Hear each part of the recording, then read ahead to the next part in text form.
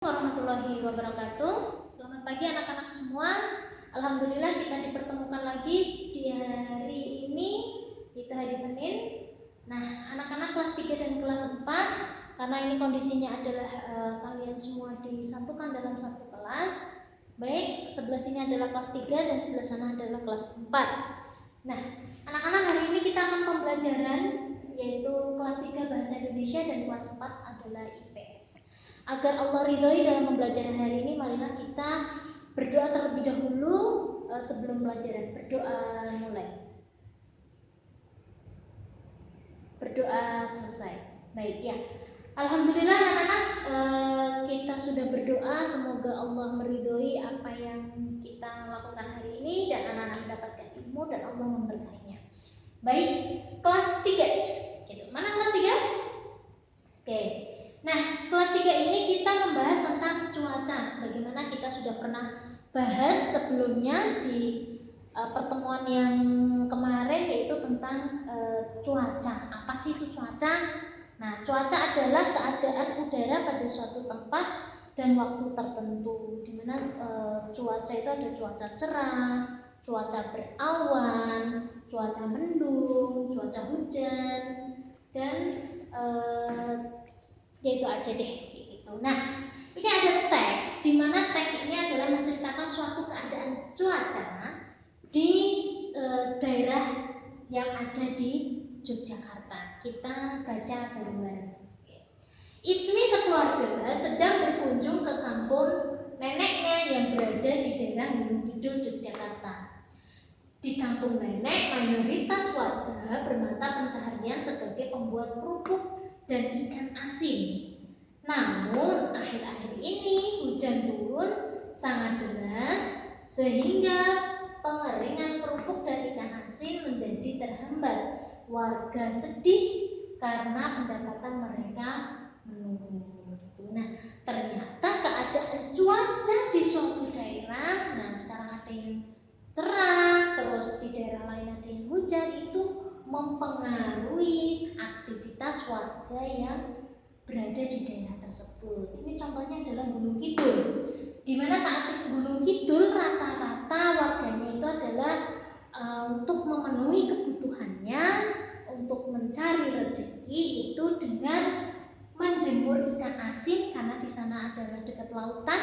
Nah, menjemur ikan asin, kemudian membuat kerupuk. Nah, pembuatan kerupuk dan ikan asin ini membutuhkan cuaca yang cerah, gitu, dimana mataharinya maksimal, sinarnya maksimal, sehingga kerupuk dan ikan asin mudah untuk kering, gitu. Nah, anak-anak, dari teks ini coba anak-anak kerjakan tugas dari Bu Guru, yaitu yang pertama adalah bagaimana keadaan cuaca di daerah Gunung Kidul. Yang kedua adalah apa yang terjadi dengan perubahan cuaca di Gunung Kidul. Nah, silakan teksnya ditulis di buku masing-masing dan dijawab tugasnya. Kemudian yang kelas 4, hai kelas 4. Hari ini kita pembelajaran IPS, yang dimana IPS itu tidak lepas dari kondisi yang ada itu. Nah, kita fokus di sumber daya alam. Apa sih itu sumber daya alam? Nah, sumber daya alam adalah semua bahan yang ada di alam dan dapat dimanfaatkan manusia untuk memenuhi kebutuhan hidupnya. Nah, ternyata di Indonesia itu sumber daya alamnya itu sangat melimpah. Banyak kita jumpai di sekitar sekolah ini apa-apa aja yang ada di alam kita. Yang pertama adalah SDA atau sumber daya alam yang dapat diperbarui atau renewable. Nah, dimana ketika sumber daya ini habis, maka bisa dilestarikan kembali. Contohnya apa? Air, tanah, tumbuhan, dan hewan. Nah, kalau kita kaitkan dengan kondisi yang ada di seperti di sini di Gunung Kidul, yaitu di daerah pesisir pantai, apa itu sumber daya alam yang ada di sana?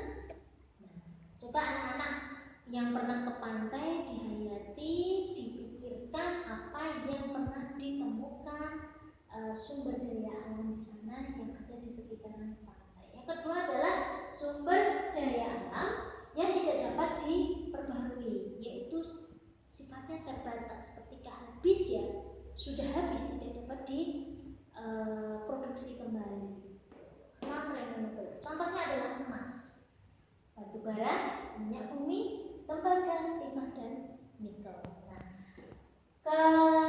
Yang kedua ini, SDA yang kedua ini dia penyediaannya sangat terbatas sehingga untuk diperbarui itu tidak bisa gitu. Nah, maka di sini bagaimana sikap kita dalam pemanfaatan sumber daya alam yang kedua ini adalah dengan cara menghemat, ya, menghemat BBM, kemudian menghemat batu bara dan lain sebagainya.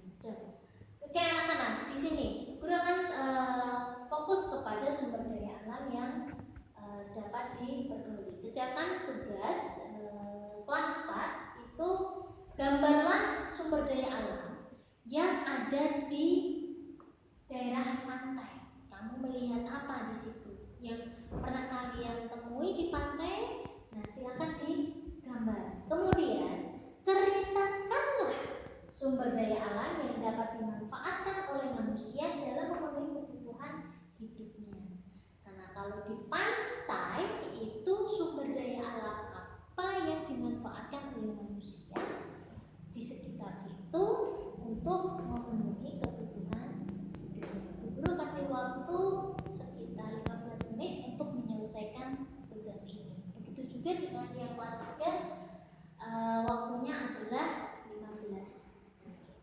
Baik anak-anak, tugas sudah selesai, alhamdulillah. Semuanya bisa mengerjakan?